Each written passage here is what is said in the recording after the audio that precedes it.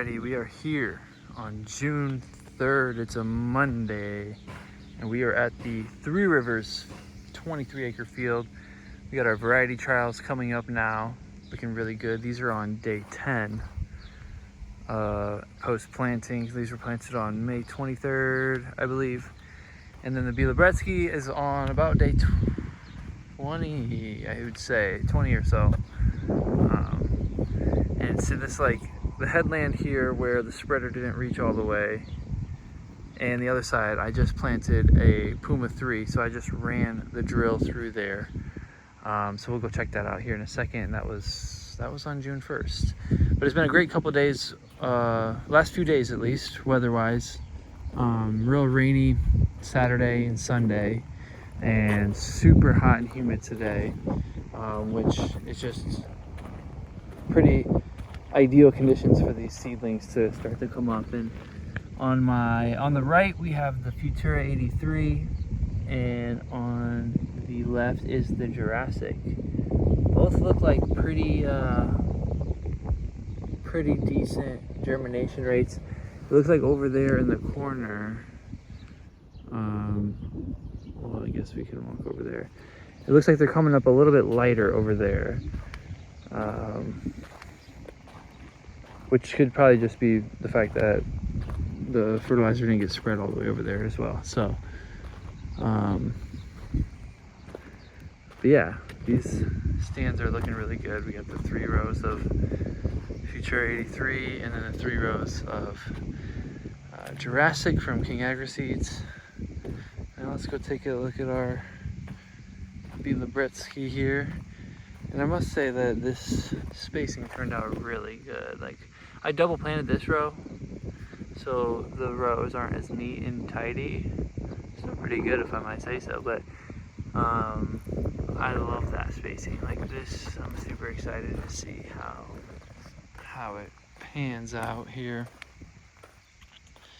And yeah, it looks like this Futura 83 is really already putting on nice big leaves, way bigger than what the Bielebretzky was putting on at this stage at 10 days. Like, look at that. Like, she is ready for some sun. But yeah, and then on these 2 rows and on the edge, I planted some Puma 3 just because I knew it would be a real hardy plant. And I just ran the drill through here. Like I said in my last video, I was filling in some spots over on the headland with Bielebretzky, just places where it didn't come up. And my farmer buddy told me, run the drill through the whole field and just keep running that drill just to even out those 3 strips that weren't very filled out. I was just nervous to do that. I was just like, man, there's a lot of plants there, running through them with a tractor and a disc, chopping them up. But I mean, I could have listened to him, because everywhere that I did run the disc, and I mean, you see these plants, they're literally just unfazed. Like, did not even phase them at all. Like, I don't even see. Okay, maybe yeah, we got a dead one here. But like, the casualty rate, like I said, these plants are so resilient. Like, you run them over, you chop them in half, and they're gonna keep fucking going. Yeah, like you can see, this is where my planter tire went, and this is a completely almost broken stem, which I know from growing like indoor cultivation, like they do take really well to stress, and there's like high stress training that you can do that really invigorates or stimulates the growth, I should say. But yeah, let's take a look at this Bielebretzky here. But I didn't end up running it into these patches. You see that little bare patch there? I just spread some more seed, because like I said in the last video, there were baby plants coming up, and I think in a couple weeks we might see the canopy fill out at least a bit. It may not be huge yields, but I figured instead of just planting brand new plants in here and running over a bunch of other plants to do it, might as well just let these babies that are already in here trying to grow just come up and fill out that canopy instead of starting fresh and running over a bunch of plants that are already doing least fill this out to where it's green is at least my hopes. See, like all these babies here. But other than these few strips, we are looking real happy. The field's looking really happy. Go over to like a better populated area here. Overall, I think next year I'm gonna drill everything. Get a nice drill. Do it that way. I tried the broadcasting.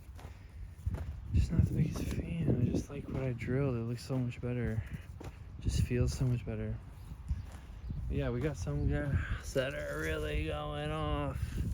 Look at her. She's like probably 12 inches. Man, that's a beautiful plant. Wow. And they're looking pretty green, I would say.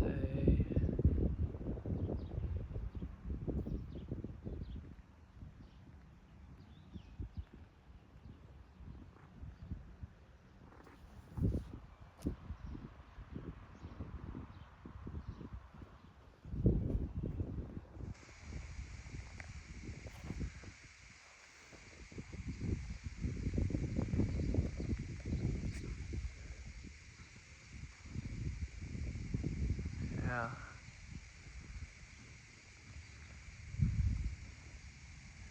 Any tips and tricks or anything you guys think I might have done wrong or missed, I'm totally open to hearing why you guys think this. Why anybody, who might, like, I don't know who I'm talking to here, but if there's anybody that's watching this that knows or has an inkling on why the plants are kind of popping up like this in these areas where they're just super immature. Is it soil nutrients? Is it maybe we buried them too deep? Maybe it was getting a little too wet while we were cultivating. You know, definitely open to any suggestions, because from this experience, I just don't really see myself as much of a broadcasting fan, but I know it's a really, like, it's a great way to do it, and I know a lot of people that do it that way, which is why I did it in the first place. But to me, I just really like the drill. Like, once I figured out after the first 2 rows, once I figured out the seeding rate and the calibration, like, oh my god, it just looks so good. Just having them nice green, well, just boom. And I left the little walking paths here, a little crooked sometimes, but you know, whatever. But yeah, we'll keep taking a walk around, and we'll check out this other puma that I planted in the shade, and then we'll take a walk around. It's gonna be a longer video. Maybe I'll edit some stuff or whatever. But yeah, we had a successful trial running, well, I would say somewhat successful trial running a hemp bale through a tub grinder that was actually PTO driven. And this is something I've heard a lot of mixed reviews about. Maybe it's just these Michigan guys that aren't onto it, but I've seen videos of people running hemp through bale shredders or tub grinders, and that is an important step for us right now. One, because we can really reduce our shipping costs if we can get it through this grinder. Because on average, I think we're gonna have probably around $300 per acre in shipping, and that's just us. And like, this is a unique situation. Everybody's gonna be different. So don't like just say that's what shipping is for hemp. Like, no. It's gonna be different for every situation, but I think that's kind of what we're looking at right now. And so in order to decrease that cost, we're gonna make the material more dense, which would be grinding it up. Look at this, we drilled right through this, and this is like not even phased. But the puma's gonna come up and like just, obviously in the areas where the bee lab's already at, it might get shaded out or whatever, but the puma's gonna come up and just tower on these fucking bee labs. I had it in a field over a white pigeon like that. So definitely have a lot of faith. Oh, look, that one was completely topped. They got put under the drill. Like, if that might not be the puma already, but it wouldn't be surprised if it is. I think that's grass, but that's grass there. But let's see how it's coming up in the shade.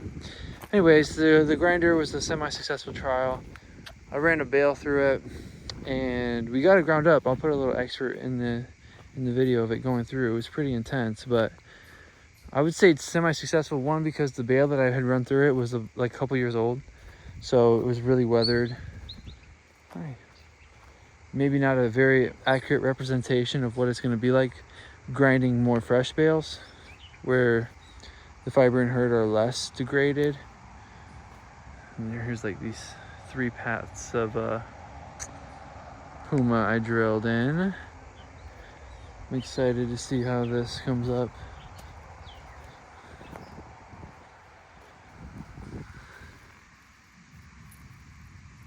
Some ESN.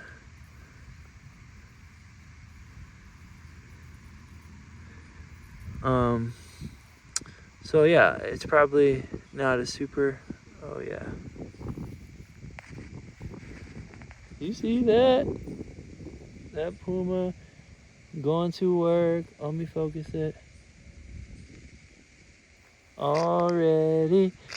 Oh, she's popping. Yeah. Let me put you in natural habitat there, girl. You thing. Man, let's go. And what was I saying? Yeah, so it's not as weathered. A fresh bale isn't as weathered, so I'm kind of skeptical on that. And then 2,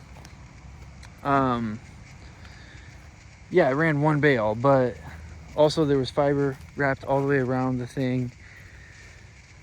It was basically 1 big rotor, but it was smooth, which was good. And then it had like little blades that flipped up. And after the 1 bale, the rotor was like very wrapped up. But the thing is, like, that wrap would not really obstruct the movement as long as it didn't get behind the metal shields. You know, like the thing would still spin and the blades would still flip up as long as it doesn't wrap all the way around the blades.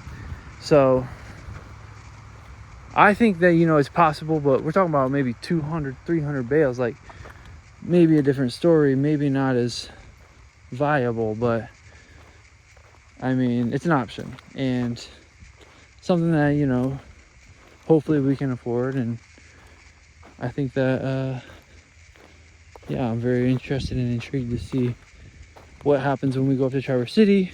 I have a bale up there. I'm waiting to grind that up.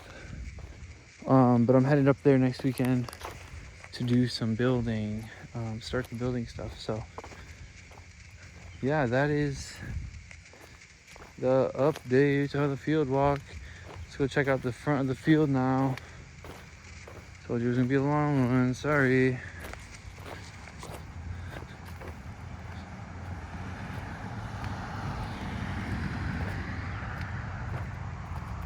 Yeah, so now all this, we just drilled more B-Lab just to fill this out, because you can see it, look at it, oh my god. It's bare bones, but I drilled it, thank you sir. I drilled it super light, because like I said, I was like nervous about running the plants over and chopping them up, so I drilled it super light, so like I didn't drop my disc like too low. But like I said, it rained right afterwards. We did it right before the rain, and it rained until Sunday. So just like that puma, I'm assuming that, you know, that rain really put the seed down a little bit for us. But even like this walk, it's so much like crunchier up here, and same thing's happening. But it's not really crunchy like that in the other parts of the field where this is happening, where the plants are like super immature. It's more sandy, so I don't know, you know, that's why I'm more leaning towards like this, like the nitrogen or something not spreading as much, or maybe just getting double ran over. which if I didn't realize that, you know, we already went over that part on the hill. But like that part there, and then further over here.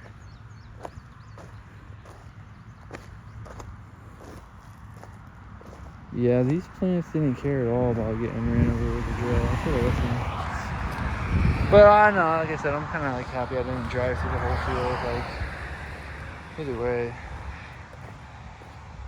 you know, I had no seed to do it, but it just seems like kind of chaotic. At some point, you just gotta let it go, let it grow. And damn, I think I left my truck running. I'm gonna be out of gas when I get back.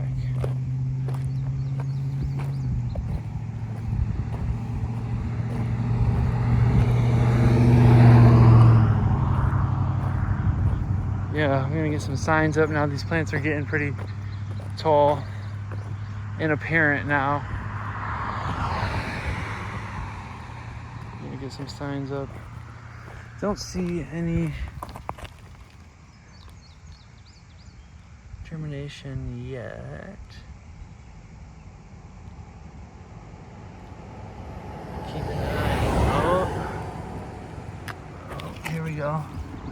Yeah. See these two? Got roots popping. There's 3 of them here. They're popping their roots. Look at her, she's like, eh. Something sticking out. Here, I'll give you guys some shade. You don't want to dry up. Yeah, there's a little too much shade. Yeah, this fucking soil is so heavy over here. It's no wonder these are struggling to come up. Like, I just did that and I'm like, man, if I could just put 3,000 pounds on them. But some areas are better than others. It's my first year doing this field, so I'm learning it.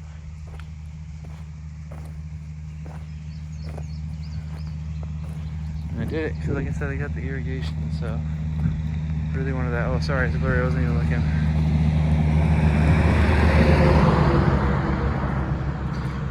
But we got some Brightman Farms guys coming up in 2 weeks to check out the fields, check out what we got going on in Michigan. So hopefully a couple weeks everything's looking green and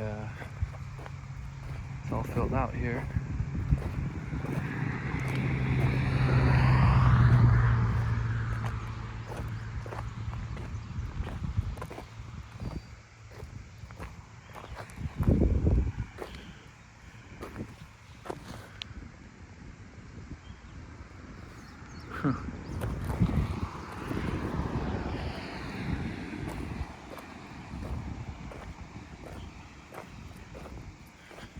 Alright, you guys, I think that's about it for the field walk. I don't have any more updates for you, but we are, like I said, getting into some more green here. Hopefully in a couple weeks we can see the field looking more full. Like I said, that's on day 20, so at least in 3 weeks this will be much more full. But thank you guys for tuning in. 20-minute video field walk with me. You guys stuck around to the end, you're champs, and you just must like chilling. So I'm gonna start doing these live. Actually, I realized that the other day. I'm gonna start doing these live on like IG or TikTok or something, I don't know, just because like chances of me posting this is so low. But we'll see. All right, peace out, y'all.